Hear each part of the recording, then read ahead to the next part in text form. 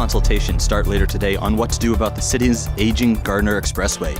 3 options are open for discussion. The priciest will cost nearly $1 billion over 10 years. India's Prime Minister visits Canada for the first time in 40 years and signs an agreement to buy Canadian uranium for India's nuclear energy.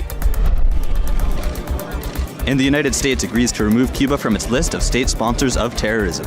President Barack Obama sits down with Cuban President Raul Castro in historic talks, the first in 50 years between the two countries. Hi, and welcome to Humber News. I'm Ari Salas coming to you from our newsroom here at Humber College North Campus. The fate of Toronto's Gardiner Expressway East is in the spotlight today. The city has to make a decision on what to do about the aging expressway, and the Public Works Committee is presenting results of the latest environmental assessment this afternoon. The study focuses on the stretch of the Gardiner between Jarvis and Leslie Street. Proposed solutions for the area include tearing it down, fixing it up, or a so-called hybrid option. The city is considering traffic flow, economic benefits, and the environmental impact of each possibility. People will get their say tonight at a public meeting at the Toronto Reference Library. Today marks the first full day of Indian Prime Minister Narendra Modi's visit to Canada. The charismatic yet controversial leader arrived yesterday and was officially welcomed by Prime Minister Harper in a news conference this morning. Canada is ready to deepen cooperation with India in science, education, defence, and space technology. Over these next few days, Prime Minister, it will be my honour to host you here and particularly to introduce you to the Indo-Canadian community. Ours is a natural partnership of shared values. It is an economic partnership of immense mutual benefit. The two leaders also announced commitments to strengthen ties. This included a uranium deal between Saskatchewan and India to provide material to make nuclear energy. Modi will continue on to Toronto tonight and then Vancouver.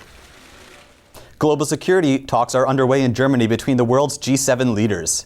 On the agenda are Iran's nuclear program and the crisis in Ukraine and the Middle East. Germany and other G7 countries have condemned Russia's decision to send advanced missile systems to Iran. Talks are also expected to search their ways to ease the situation in Eastern Europe and the spiraling crisis in Yemen. Yemen, meanwhile, has been seen escalating fighting for weeks. Egypt, Saudi Arabia, and other Gulf states are considering holding joint military operations as a sign of force to the Iranian allied rebels. Saudi-led airstrikes in Yemen are in their 3rd week. Cuba is welcoming the U.S. decision to remove it from the list of state sponsors of terror. It marks a major shift in what was one of the main obstacles to restoring diplomatic relations between the two nations. The decision comes after leaders of the two countries met for the first time in 50 years. U.S. President Barack Obama and Cuban President Raul Castro chatted face-to-face during the Summit of the Americas. Cuba's government had demanded its removal from the list before moving forward on efforts to normalize relations between the Cold War foes. Washington first put Cuba on the list in 1982 because of its training and arming of communist rebels. Congress has 45 days to decide whether to block the move before it takes effect, but analysts say it's unlikely to do so. More shocking video today of police actions in 2 states south of the border. Arizona police have released a dashcam video capturing an armed suspect being rammed by the cruiser. We warn our viewers, this footage is graphic. On the terrified. Stay off.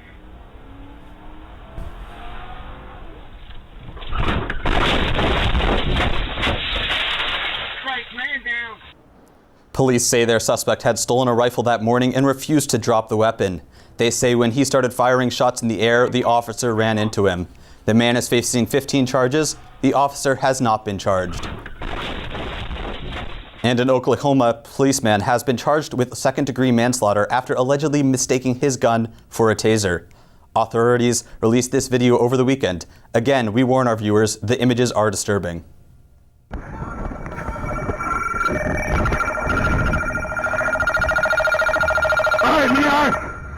right, I need to roll on your stomach. Now. Yeah. I'm sorry.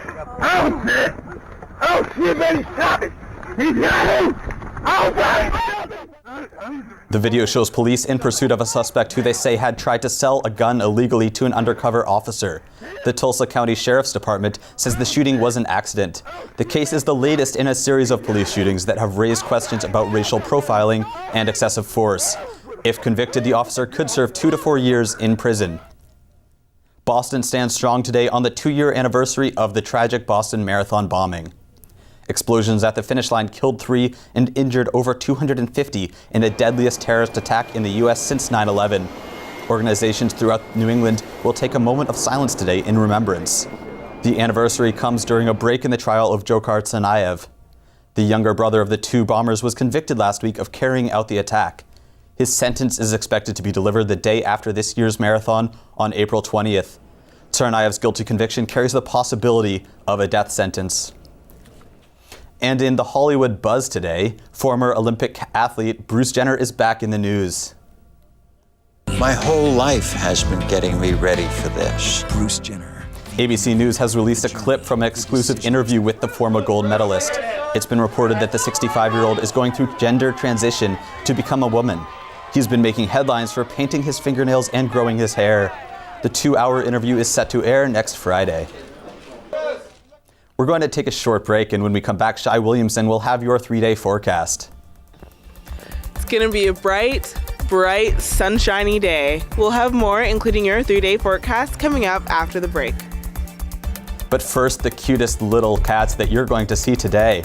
These 3-week-old lion cubs started attracting fans ever since they were born at the Fuji Safari Park. The cubs, 1 male and 1 female, are fed 5 times a day and will sometimes even sit with some lucky visitors.